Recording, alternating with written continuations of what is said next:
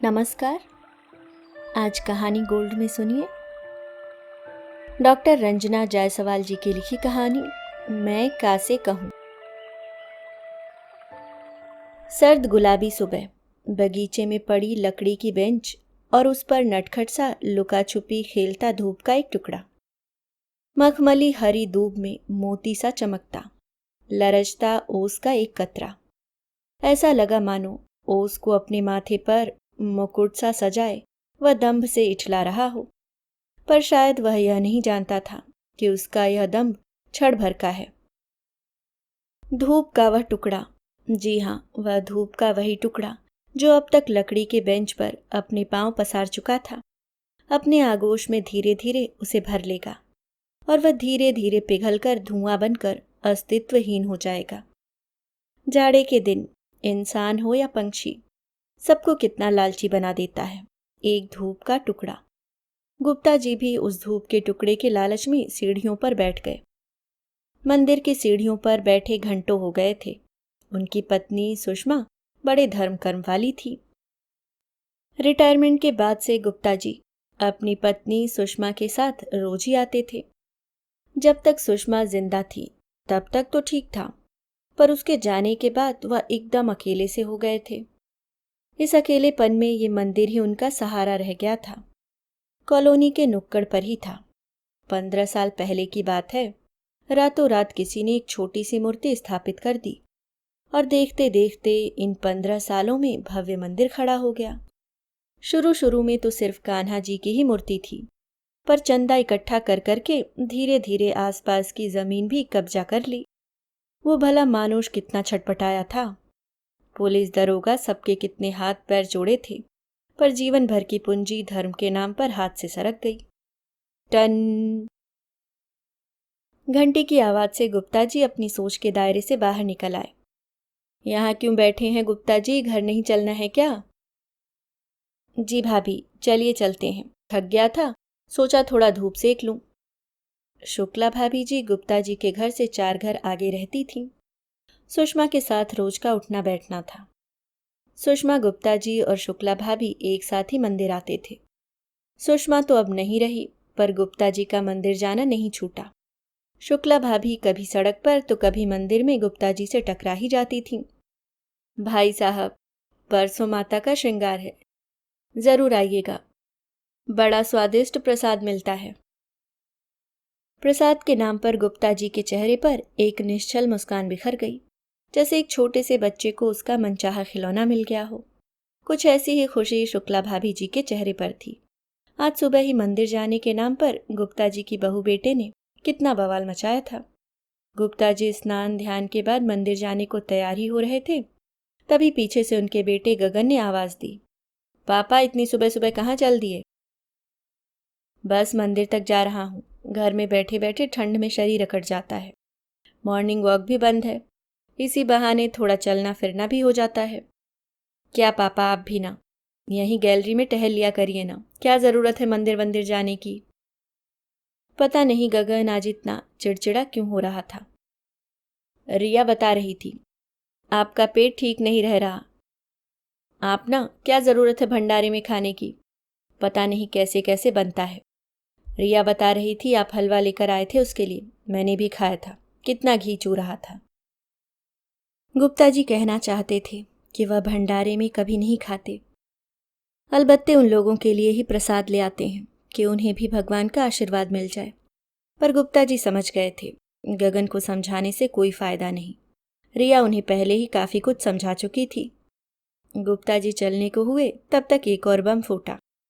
पापा, एक बात कहनी थी, प्लीज आप बुरा मत मानिएगा। जब तक मम्मी जिंदा थी तब तक तो ठीक था, पर अब शुक्ला आंटी के साथ आपका मंदिर जाना, आप समझ रहे हैं ना? मैं क्या कहना चाहता हूँ, लोग पता नहीं क्या क्या बात बनाते हैं, अच्छा नहीं लगता। गुप्ता जी के पैरों तले जमीन खिसक गई। इस उम्र में इतना बड़ा आरोप। गगन, दुनिया की छोड़ो, पर अपनी तो बुद्धि है। इस उम्र में अपने पिता पर इतना बड़ा कलंक, छी। पापा, समझने की कोशिश करिए, आप तो दिन भर घर में रहते हैं, पर मुझे और रिया को तो बाहर निकलना पड़ता है।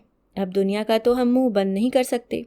रिया कल ही किटी गई थी, कॉलोनी की एक महिला ने चुटकी लेते हुए कहा, आजकल के बुजुर्गों को तो मंदिर जाने का बहाना मिल गया है। न जाने वह क्या करने जाते हैं। एक काम बता दो, घुटनों में दर्द होता रहता है, पर मंदिर के नाम पर। पता नहीं ये भ्रम था या फिर कुछ और। गुप्ता जी को ऐसा लगा किट्टी की उस महिला का तो सिर्फ बहाना ही था। शब्द तो गगन के थे, पर कहीं ना कहीं सोच रिया की। मन खिन्न हो गया। किसको क्या समझाते जब अपनी ही संतान समझने को तैयार नहीं। पर एक अजीब सा डर घर कर गया। तभी सक्सेना जी आते दिखाई दिए। और सक्सेना जी, क्या हाल चाल है? बहुत दिनों बाद दिखाई दिए। गुप्ता जी बेटे के पास चला गया था। आपके तो मज़े हैं, एक ही बेटा है, मज़े से पड़े रहो। यहाँ तो बुढ़ापे में बंदरों वाला हाल हो गया है। कभी इस डाल पर, कभी उस, कभी इस बेटे के पास, कभी उसके पास। जिसकी जैसी ज़रूरत वैसे बुला लिया। हम बूढ़े बुढ़िया की अटैची तैयार ही रहती है। क्या करें, किसी को नाराज़ भी नहीं कर सकते। न जाने कौन कब काम दे। अब तो शरीर भी साथ नहीं देता, पर मजबूरी। जब तक शरीर चल रहा घसीट रहे। कल बिस्तर पर पड़ गए तो पता नहीं कौन सेवा करेगा कौन नहीं। सक्सेना जी के चेहरे पर गहरी उदासी छा गई। गुप्ता जी सोच में पड़ गए। सुषमा हमेशा कहती थी, एक और बेटा होता तो मन बहलाने के लिए कम से कम उसके पास चली जाती। यहाँ तो जैसा भी है चुपचाप पड़े रहो। कुछ कहो सुनो मत, बस आंखें मूंद लो, वरना इस बुढ़ापे में कहाँ जाएंगे। गुप्ता जी निर्विकार भाव से कान्हा जी को देखते रहे। प्रभु, क्या इस दिन के लिए इंसान संतान पैदा करता है? पर न जाने क्यों पत्थर के भगवान पत्थर के हो गए थे। गुप्ता जी ने मन ही मन भगवान से पूछा, ये सब देखकर भी आप चुप कैसे रह सकते हैं?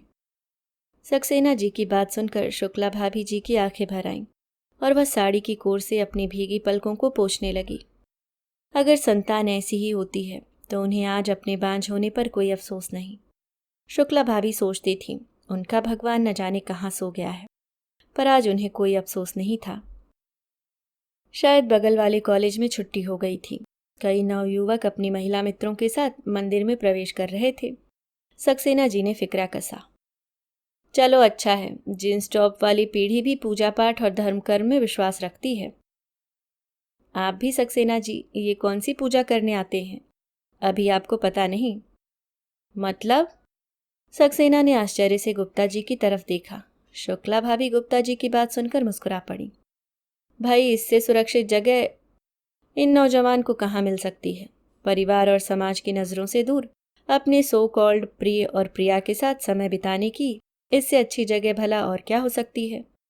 न पुलिस का डर, न ही तथाकथित छुट भइये नेताजी लोगों का डर।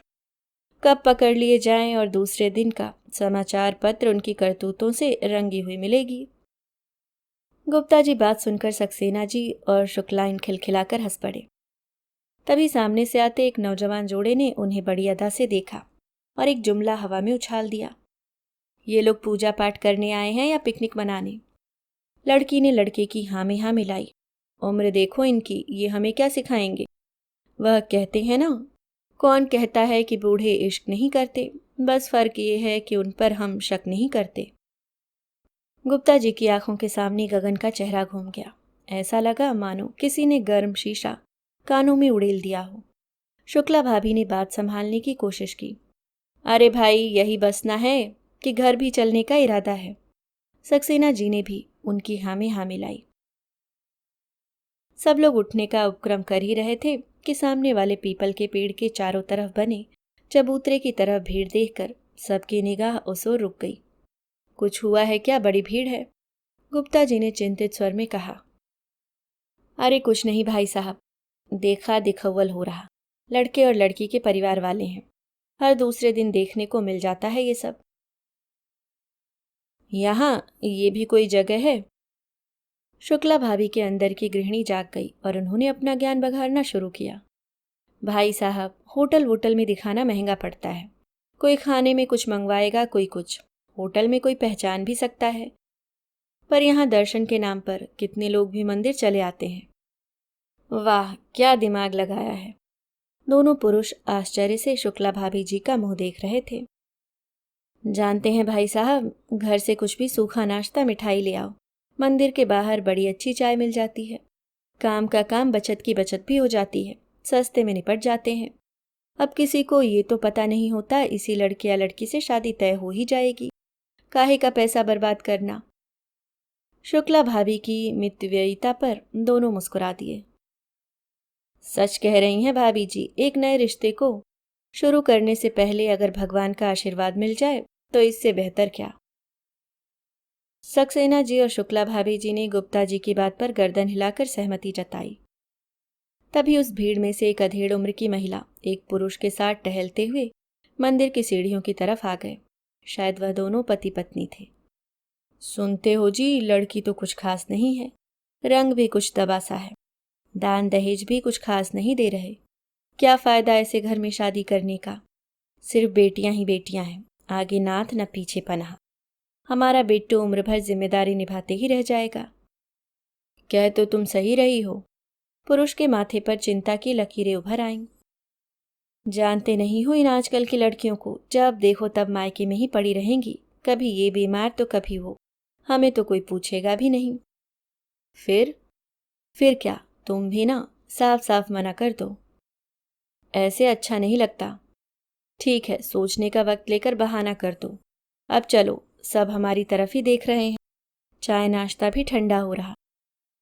दोनों दंपत्ति उस भीड़ में गुम हो गए। गुप्ता जी, सक्सेना जी और शुक्ला भाभी एक दूसरे का मुंह देख रहे थे और सोच रहे थे।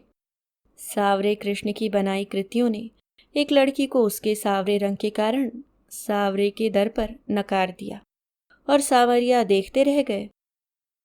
अभी आप सुन रहे थे डॉक्टर रंजना जायसवाल जी की लिखी कहानी मैं कासे कहूँ। उम्मीद करती हूँ दोस्तों कहानी आपको पसंद आई होगी। मिलती हूँ किसी और नई कहानी के साथ, तब तक के लिए मुस्कुराते रहिए। धन्यवाद।